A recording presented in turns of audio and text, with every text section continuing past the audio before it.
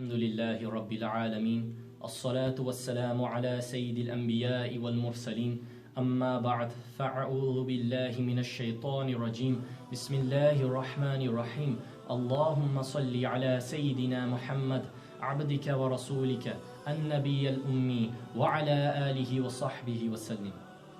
Now today I would like to briefly touch upon a subject that a lot of fellow youngsters this day and age have to deal with, and it's regard to marriage. And this speech will, inshallah, prove beneficial for anyone, whether they are Muslim or whether they are not Muslim. And the aspect that I want to talk about with regards to marriage is one of the most underrated and most overlooked aspects in relationship. And this is the compatibility factor. Now the question arises, what is compatibility? Now it is defined in the following ways. I picked up a few definitions. The first one was capable of existing or living together in harmony. The second definition was able to exist together with something else.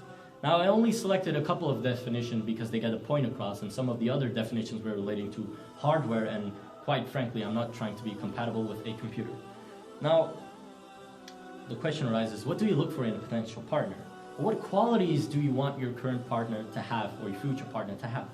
Are they, or do you want them to be, for example, sweet, talkative, intelligent, passionate, caring, loud, aggressive, short-tempered, unbothered by everything, introvert, extrovert, unclever in a sweet way, humoristic, cynical, optimistic, non-judgmental? Now this is a very long list that I've just mentioned, but I bet I'm still missing out on most of the things you were thinking of in your head. Now, if there's one thing I have learned over the past few years, and this is also based on observation, is that it's not so much about the qualities a person possesses as much as it is about the personality the person has. Because if you look at it, two people could possess the exact same two qualities. Two people could possess the exact same qualities, and yet you could get along with one of them and entirely despise the other one. Now think back, you might know people with similar personalities, similar qualities they might possess, but yet you could get along with one and not get along with the other. And this is the principle of the personality of the person. Now, the take-home message of this would be that you need to stop looking for qualities a person possesses, and you need to start looking for the personality and the compatibility of the personality with yours. Now, compatibility does not only limit itself to the qualities a person might possess. It's not just about a person being intelligent or whatever, but it's also about their view on life and on existential matters.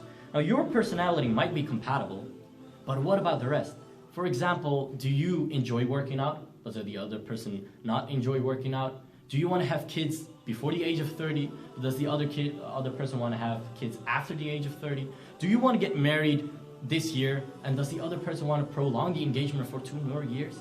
These are very important topics to look at, and these things also need to be tackled, because this all comes back to compatibility with a person. Now, you might have found someone who agrees with you in all other matters, personality-wise. You might get along. Perfect, you're compatible in that sense. But like I said, compatibility does not limit itself only to compatibility does not limit itself just to personality. It also includes views and outlook on life. Now, we all know this phrase, and we have heard this many times over and over again, is you can do better, or when someone says I can do better. Now, imagine you have cooked up a rishta, a relationship, a marriage, you're about to get married, you have found a person, whether this is arranged marriage or not, does really not matter, and you seem to bond, you guys are vibing, you guys are on a level, you guys are compatible. Now, a thought might creep up in your head, which is waswasa, which is satanic whispering, that might say, you can do better, you can find someone else, you can find someone prettier, you can find someone more educated, you can find someone who's taller, whatever the case might be. Now, see, the principle in life is that there's always something better. There is always something better. Not only does the grass seem greener on the other side, it can actually be greener on the other side. This is the principle. Now the problem with this is that if you're always in a search for something better, always in the talash for something better, you might end up in awarapan. You might end up having nothing at all. Because, once again relating back to the principle of there's always something better, you will never be satisfied in that case. You will have found something better, but then the thought might creep back in your head, wait a second, there must be something better than this as well. And you will keep going like this over and over and over and over. And eventually you might get tired you might constantly keep finding people who are better, but you will never settle down. Why? Because of this greed and the desire you have in yourself, in your ego, to find someone better all the time.